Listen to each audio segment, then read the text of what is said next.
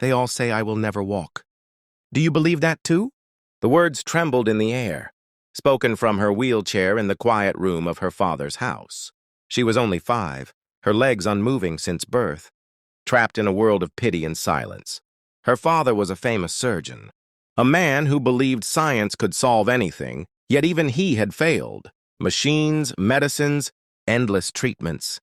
Nothing had given her the life she longed for.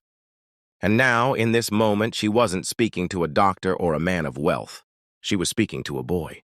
Only 7 years old, barefoot, clothes torn, a homeless child with nothing to his name. And yet his eyes did not carry doubt. They held something different, something steady, unshaken, almost defiant. And in that room, as her question lingered, fate itself seemed to stop, waiting for his answer. No, I don't believe that. I believe you can. The words came from a child who had nothing, no home, no family, no future promised. Yet his voice carried a certainty stronger than any doctor's. He stood before her in the grand room, barefoot on the polished floor, his small hands curling into fists of quiet determination.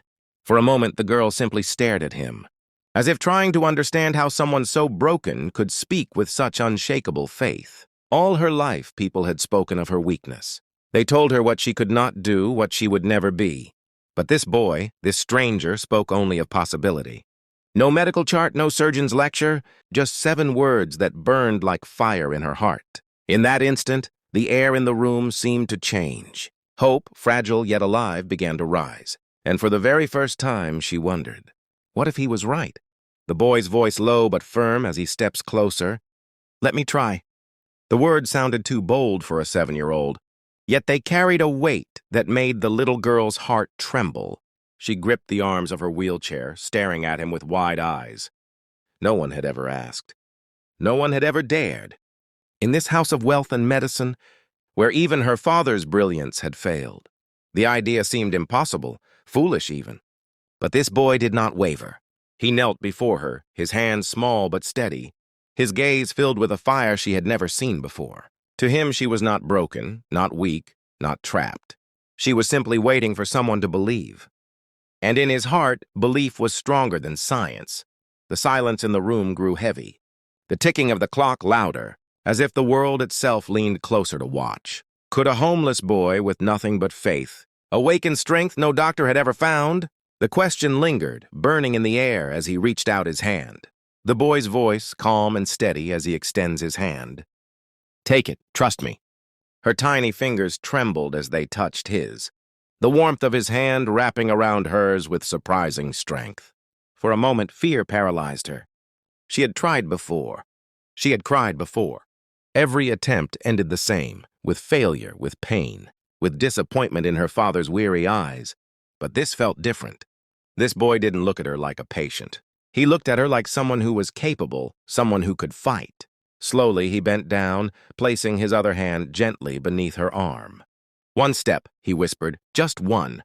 The room grew still, as if the walls themselves were holding their breath. The girl pressed her lips together, her legs trembling as she tried to obey. Muscles long forgotten sparked with life, fragile and unsteady.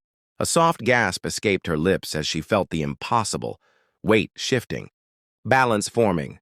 For the first time, her body was listening. For the first time, hope had a voice. The boy's voice urgent but steady. Don't let go. You can do this. Her legs shook violently, her body collapsing under its own weight. For a heartbeat, it seemed certain she would fall. Her hand slipped against his, her face twisted with fear, the taste of failure rising again in her throat. Tears welled in her eyes. I can't, she whispered, her voice breaking, the old chains of doubt tightening once more. But the boy did not move.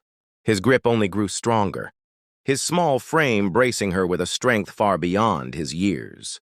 Yes, you can, he said, his voice burning like fire. I believe in you. Now believe in yourself. His words struck deeper than any medicine ever could, echoing inside her heart. With a trembling breath, she tried again. Pain coursed through her legs. But beneath the weakness was something new, something alive. The room quaked with silence, the moment stretched thin, as if the world was waiting to see which would win, her fear or his faith.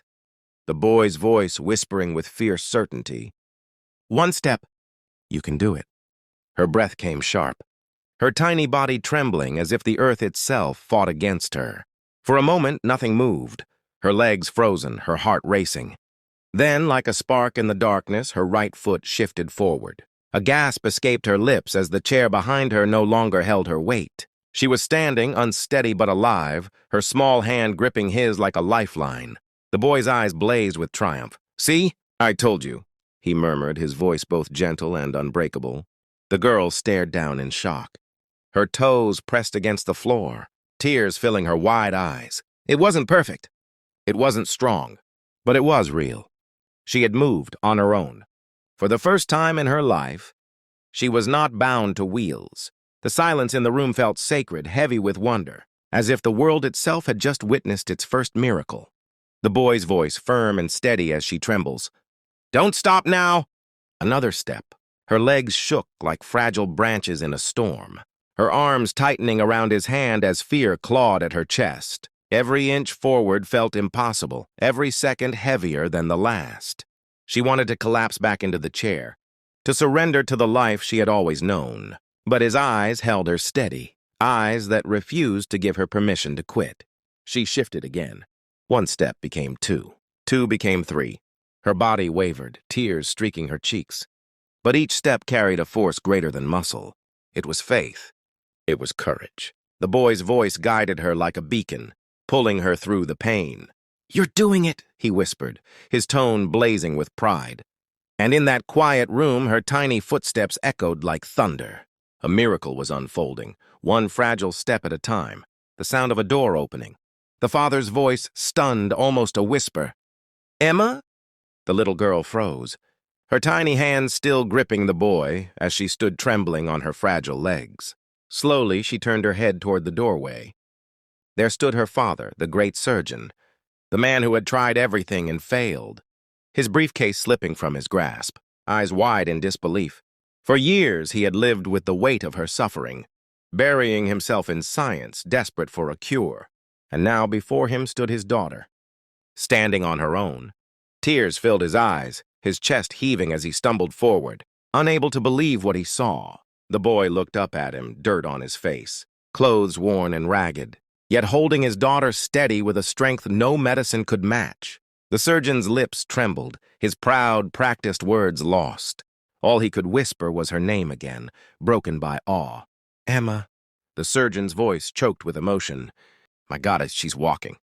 His knees buckled as he fell to the floor, tears streaming down the face that had once seemed unshakable. For years he had worn the mask of pride, the confidence of a man who believed science could conquer anything. But in this moment, all that power shattered.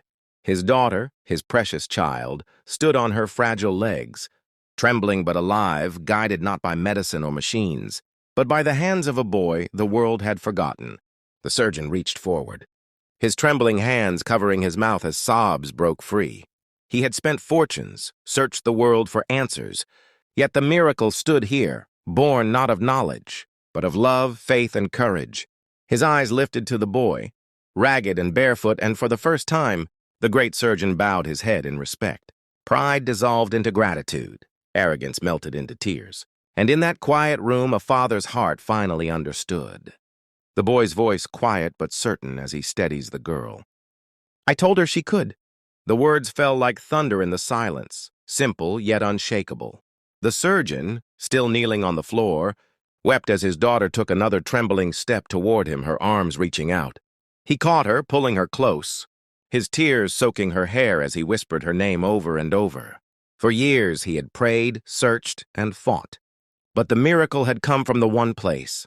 He never looked from the heart of a child who had nothing, yet gave everything.